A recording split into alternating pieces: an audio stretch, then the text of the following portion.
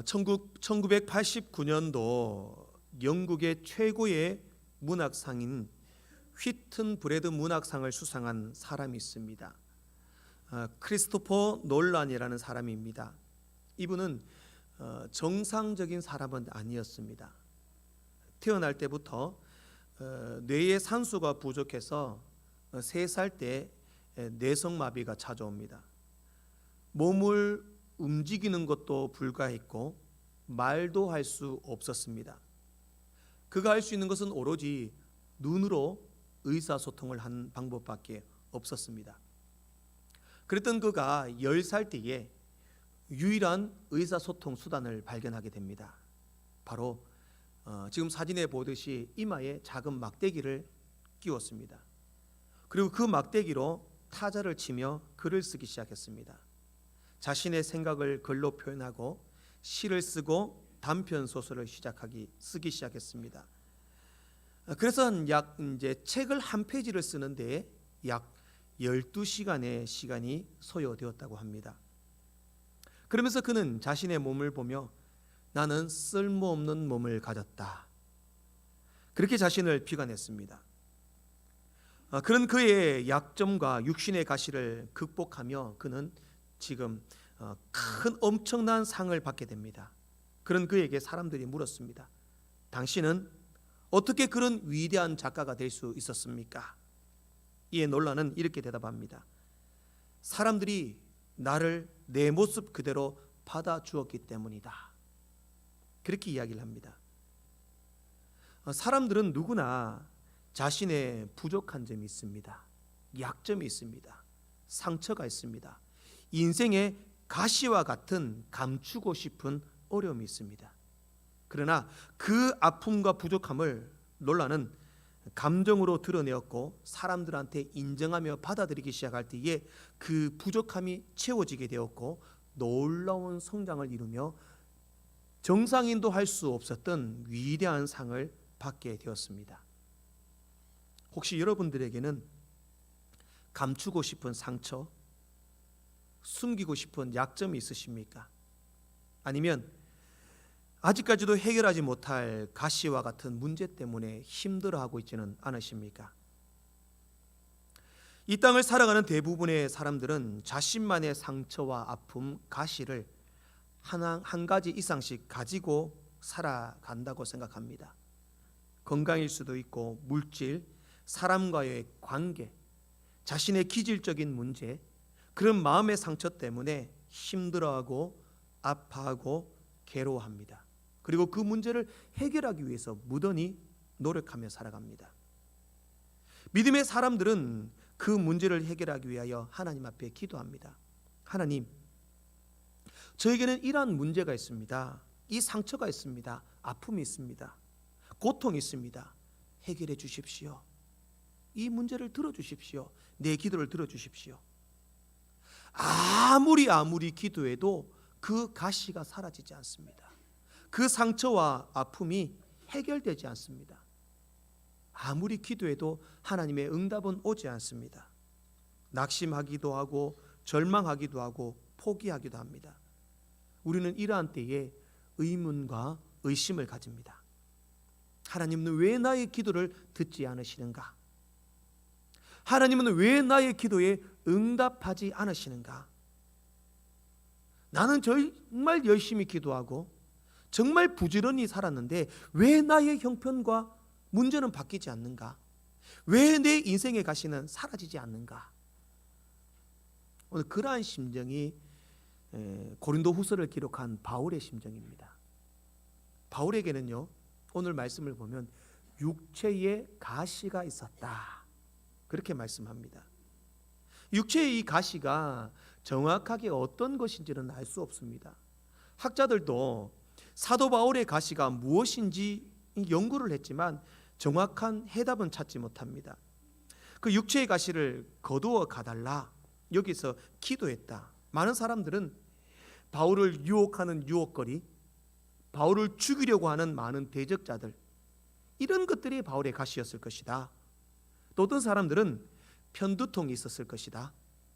어떤 사람들은 이 간질이 있었을 것이다. 그것이 바울의 가시였을 것이다 추정을 합니다. 또는 사람들이 학자들이 하는 말이 뭐냐, 바울이 다메섹 도상으로 가다가 호련히 엄청나게 밝은 빛을 보았습니다. 그 빛 때문에 눈이 멀어 앞을 보지 못했습니다. 그때 아마 눈에 안질이 생기거나 눈병이 생겼을 것이다, 그렇게 추측을 합니다. 그러나 알 수는 없습니다. 그러나 분명한 것은 그 육체의 가시 때문에 매우 힘들어했다, 매우 고통스러워했다, 하나님 앞에 간절히 기도했다라는 겁니다. 하나님, 내 육체의 가시를 해결해 주십시오, 거두어 가주십시오. 그러나 하나님께서는 그 기도를 들어주시지 않으셨습니다. 내 은혜가 네게 족하다, 이는 내 능력이 약한 데서 온전하여진다. 바울아, 바울아, 너 그 육체의 가시 때문에 너 힘들어하지 마. 그 가시가 오히려 너에게 은혜야. 그 가시가 너에게 또 다른 힘과 능력이 될 거야. 하나님은 그렇게 말씀하셨다라는 겁니다.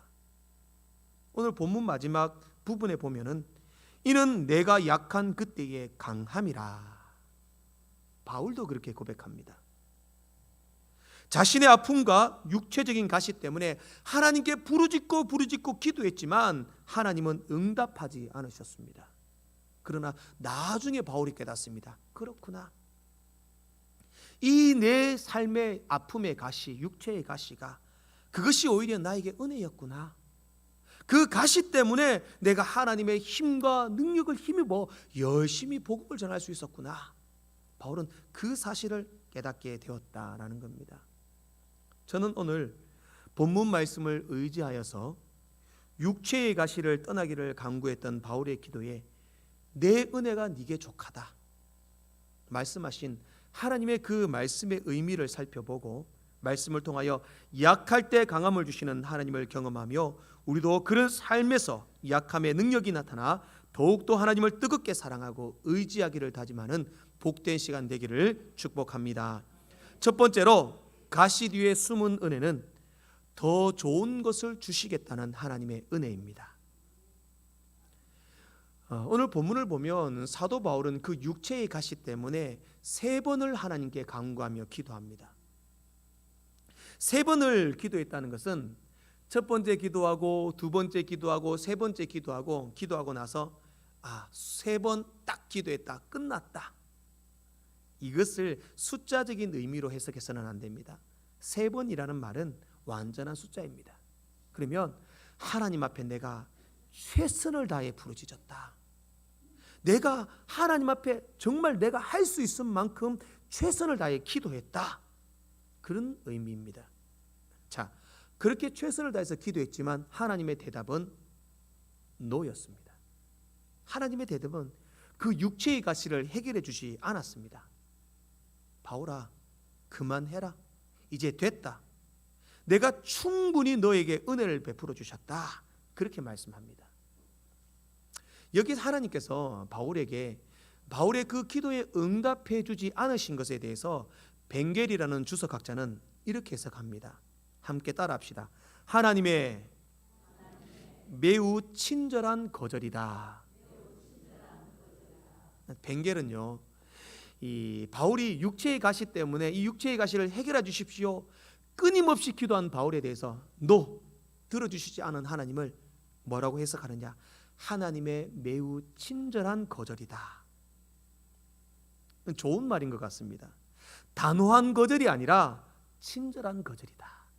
너 안 돼, 딱 끊는 단호한 거절이 아니라 바울아, 그냥 됐어, 네 은혜가 커, 친절하게 거절하셨다라는 겁니다. 그러면요, 친절하게 응답해 주시면 되는데 왜 친절하게 거절하느냐는 거죠. 거절하는데 왜 친절한 거절이 있느냐, 그 하나님께서는 많은 믿음의 선조들에게도 기도하는 것들마다 다 응답해 주신 것 아닙니다. 그때마다 그들에게 친절한 거절로 더 좋은 것을 주신 적이 있습니다. 자, 그 대표적인 인물이 바로 모세와 다윗입니다. 모세는요, 이스라엘 백성을 가나안으로 인도하여 낸 위대한 지도자입니다. 40년의 광야의 생활 동안 이스라엘 백성들을 인도하여 내었습니다. 온갖 불평과 어려움과 아픔이 있을 때마다 하나님 앞에 기도하여 믿음으로 그들을 인도한 지도자였습니다. 그러나 바울은요, 가나안 땅에 들어가지 못했습니다. 바울의 마음은요, 그 약속한 땅 가나안에 정말 들어가고 싶었습니다.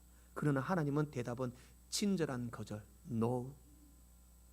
모세야, 너 거기 들어가지 못해.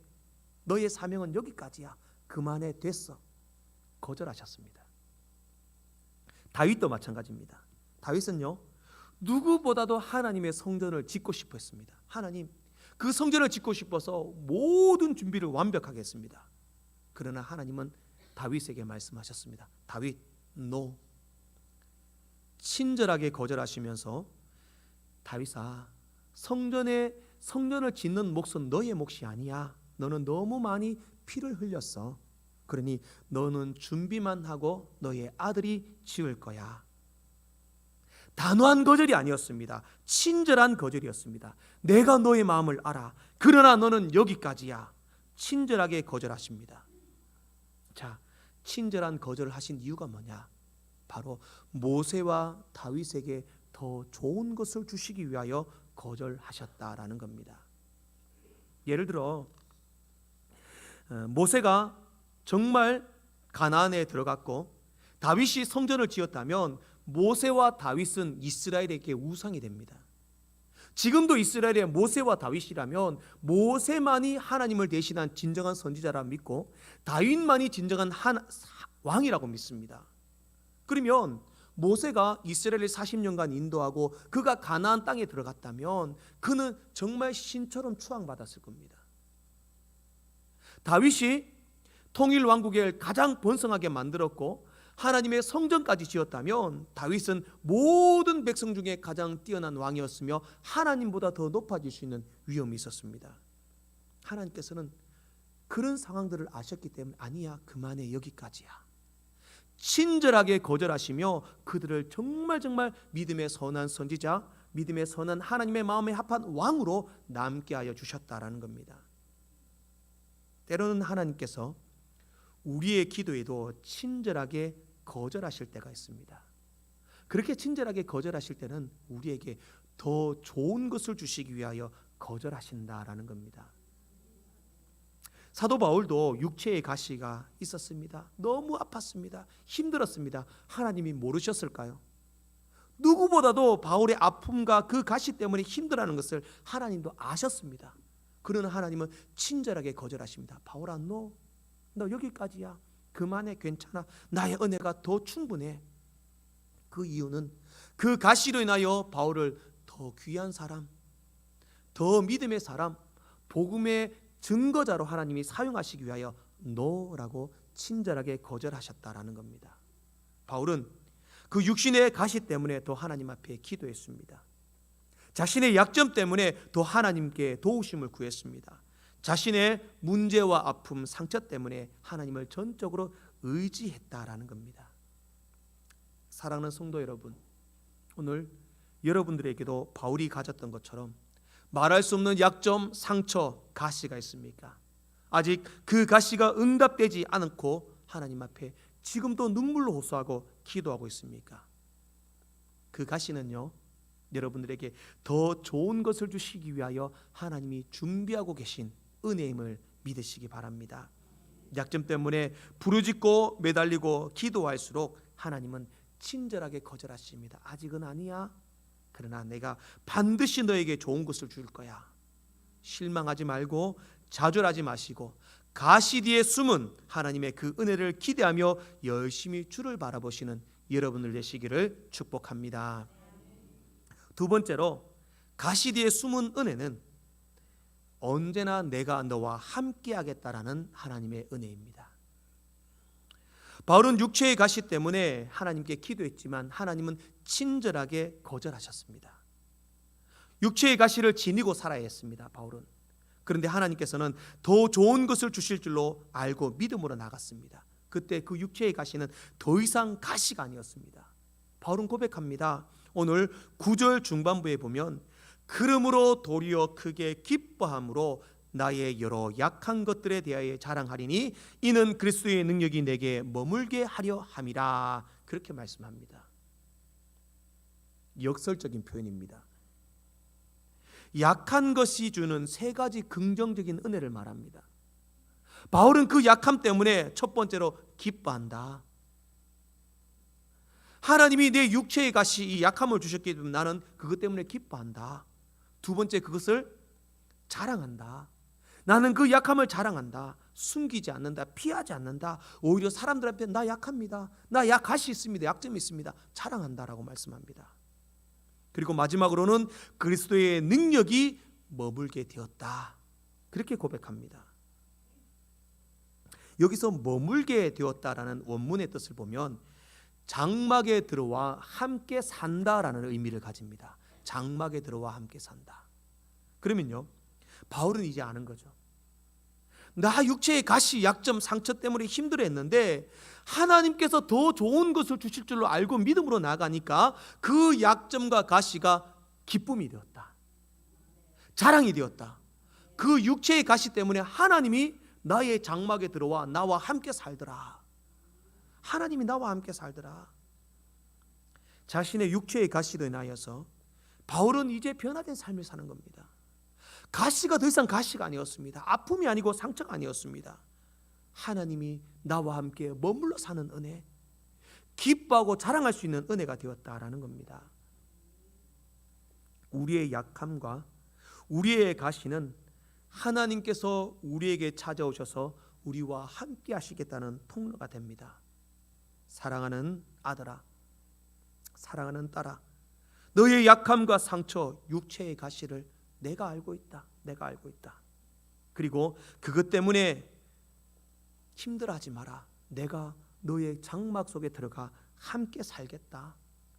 영원히 함께 살겠다. 그러면 그 가시와 상처는 더 이상 가시가 아닙니다. 기쁨이 되고 자랑거리가 될 수 있다라는 겁니다. 데이비드 폴리슨의 고통의 길에서 은혜를 만나다 라고 하는 책이 있습니다. 이 책을 보면 인생에 찾아온 고난의 문제에 대해서 씁니다.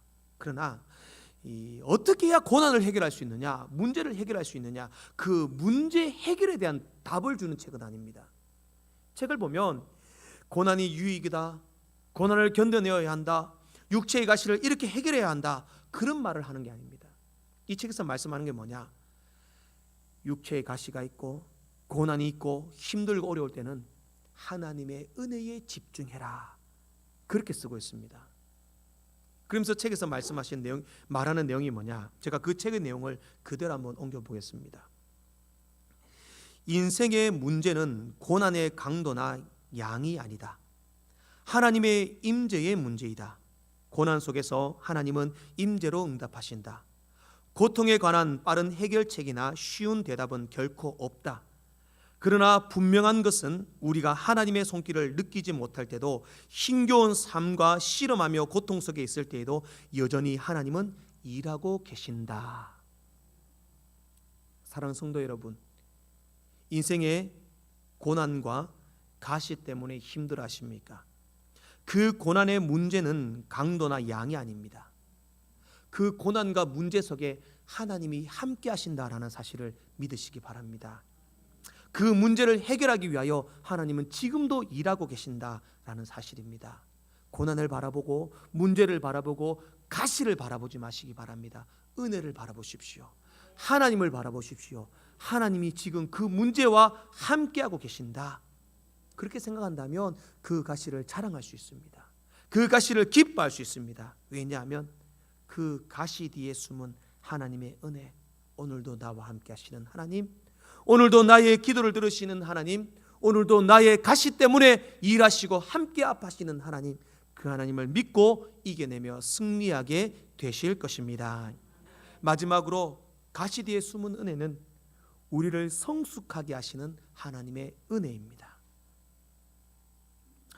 바울은 이제 자신의 육체의 가시를 보며 기뻐하게 됩니다. 육체의 가시가 사라진 게 아닙니다. 가시의 문제가 해결된 게 아닙니다. 그대로 있습니다. 전혀 바뀐 것은 없습니다. 바뀐 것은 사도 바울 자신의 모습이었습니다. 가시를 받아들이는 자신의 모습이 바뀌었다는 겁니다. 가시는 그대로 있습니다. 아픔은 그대로 있습니다. 상처는 그대로 있습니다.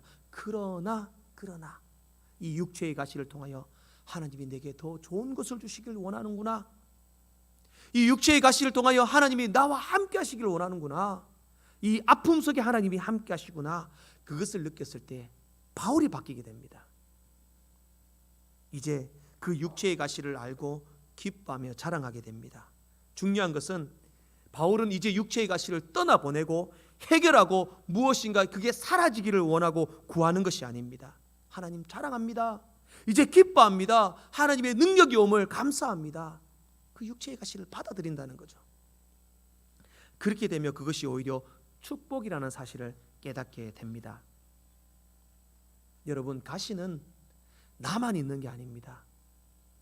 누구에게 다 있습니다. 다 아픔 있고 상처가 있습니다. 이제 그런 가시를 대하는 우리의 자세가 중요합니다. 하나님 사라지게 해주십시오. 없어지게 해주십시오. 해결해 주십시오 라고 말하기 이전에 하나님 그 가시를 인하여 내가 믿음이 자라길 원합니다. 내가 성숙해지길 원합니다. 하나님이 함께 하시고 더 좋은 것을 주시는 하나님을 은혜를 믿기를 원합니다. 은혜와 복 가운데 나가길 원합니다. 그 사실을 알고 여러분의 육체의 가시, 상처를 기뻐하고 감사하며 받아들인다면 이 가시는 더 이상 우리를 찌르고 고통스럽게 하고 상처를 내는 가시가 아닙니다. 오히려 그 가시를 통해 숨겨진 하나님의 축복을 누리는 은혜로운 은혜의 길이 됨을 믿으시기 바랍니다. 영국 최고의 신학자로 평가받는 P.T. 포사이드는 이렇게 말합니다. 고통이 제거되기를 기도하는 것들보다 고통의 전환을 위하여 기도하는 것이 더 위대한 일이다. 그렇게 고백을 합니다. 육체의 가시가 사라지기 위하여 기도하기보다는 불평하고 그 가시를 하나님 제거해달라고 떼쓰기보다는 오히려 하나님이 친절한 거절로 놓으라고 하실 때에 그 하나님을 받아들이시길 원합니다. 육체의 가시를 기쁨과 감사와 자랑으로 전환하고 바꿀 수 있는 여러분들 되시기를 축복합니다. 중국 지린성 출신 조선족 출신의 최려나라고 하는 분이 있습니다. 이분은 2003년 본인이 초등학교 4학년 때에 대형 가스 폭발 사고를 당합니다. 사고로 이제 엄마를 잃고 온 몸의 95%가 전신 화상을 입게 됩니다. 95%라면 온몸이 다 불에 탄 겁니다. 병원에서 이 사람이 살아날 확률은 5%다. 희박했던 거죠. 살아날 가망성이 없었습니다. 그러나 그런 희박한 생존 확률 속에서도 그녀는 기적적으로 살아납니다. 2년 동안 걷지 못했고 화상으로 온 몸과 얼굴이 점점 괴물로 변해가고 있었습니다. 나올 수도 없었고 마치 괴물처럼 갇혀 살 수밖에 없었습니다. 그때 중국의 엘림 교회라고 하는 한 교회의 장로님이 이 체려나 씨를 찾아왔습니다. 그리고 그에게 복음을 전하고 위로의 말을 전했습니다. 하나님은 당신을 사랑하십니다.